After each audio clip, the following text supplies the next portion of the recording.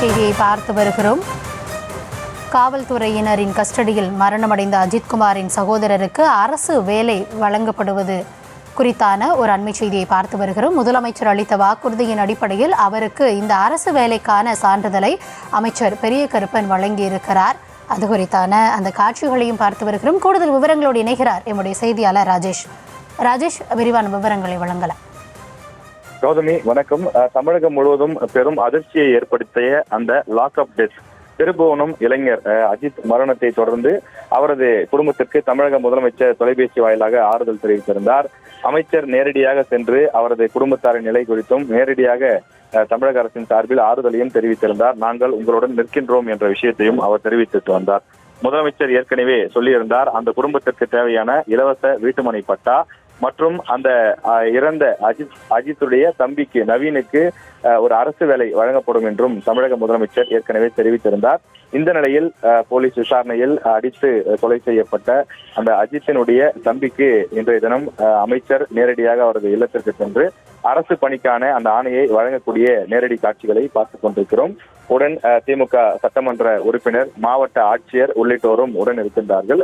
இலவச வீட்டுமனை பட்டா வழங்கப்படுகின்றது. அது மட்டும் இல்லாமல் அஜித்குமார் மரணமடைந்த நிலையில அவரது தம்பிக்கு அரசு பணிக்கான ஆணை வழங்கப்படுகின்றது. ஏற்கனவே அவரது தம்பிக்கு நிரந்தர அரசு பணி வழங்கப்படும் என்று தெரிவிக்கப்பட்டிருந்தது.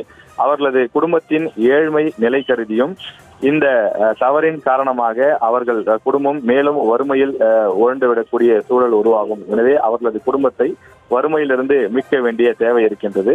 எனவே அந்த காரணத்திற்காக அரசு சார்பில் இது ஒரு நிவாரணமாக வழங்கப்படுகின்றது.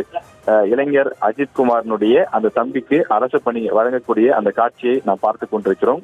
நாடு முழுவதும் ஒரு பெரும் அதிர்வலைகளை ஏற்படுத்திய ஒரு லாக்அப் டெத்தாக, ஒரு போலீஸ் விசாரணையில் அடித்துக் கொள்ளப்பட்ட விஷயமாக இது மாறி இருக்கின்றது.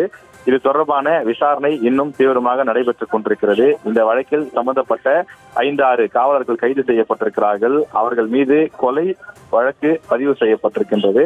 அது தொடர்பான ஆதாரங்களும் ஏற்கனவே நீதிமன்றத்தில் சமர்ப்பிக்கப்பட்டுள்ளது. தொடர்ந்து இது தொடர்பான மற்ற ஆவணங்களையும் ஆதாரங்களையும் தேடக்கூடிய பணிகளும் நடைபெற்றுக் கொண்டிருக்கிறது. அந்த இளைஞரை அழைத்து சென்றது எப்போது, அவரை யார் சொல்லி அவர்கள் அடித்தார்கள், உண்மையிலே நகையை எடுத்தது யார், இவர் மீது வீண்பழி சுமத்தப்பட்டதற்கான காரணம் என்ன, ஒரு இளைஞரை சாகும் அளவுக்கு அடிக்க வேண்டிய பின்னணி ஏன் வந்தது, காவல்துறை உயர் அதிகாரிகளுடைய அழுத்தத்தின் காரணமாகத்தான் இந்த காவலர்கள் இவ்வாறு செயல்பட்டதாக சொல்லப்படும் நிலையில் அந்த காவல்துறை உயர் அதிகாரி யார், அதாவது இந்த 5-6 காவலர்கள் சேர்ந்து அந்த அஜித்குமாரை அடித்து கொண்டிருக்கிறார்கள் என்றால் அவர்களுக்கு மேலிருந்து இன்ஸ்ட்ரக்ஷன்ஸ் வந்திருக்கின்றது. அந்த அறிவுறுத்தல்களை, அந்த கட்டளையை பிறப்பித்தது யார் என்ற கோணத்திலும் விசாரணை தொடர்ந்து நடைபெற்றுக் கொண்டிருக்கிறது. அந்த விசாரணை ஒருபுறம் நடைபெற்றுக் கொண்டிருக்கையில் அந்த துன்பத்தில் உழன்று கொண்டிருக்கக்கூடிய அந்த குடும்பத்திற்கு தமிழக அரசு சார்பில் ஆறுதல் தெரிவிக்கப்பட்டிருக்கிறது.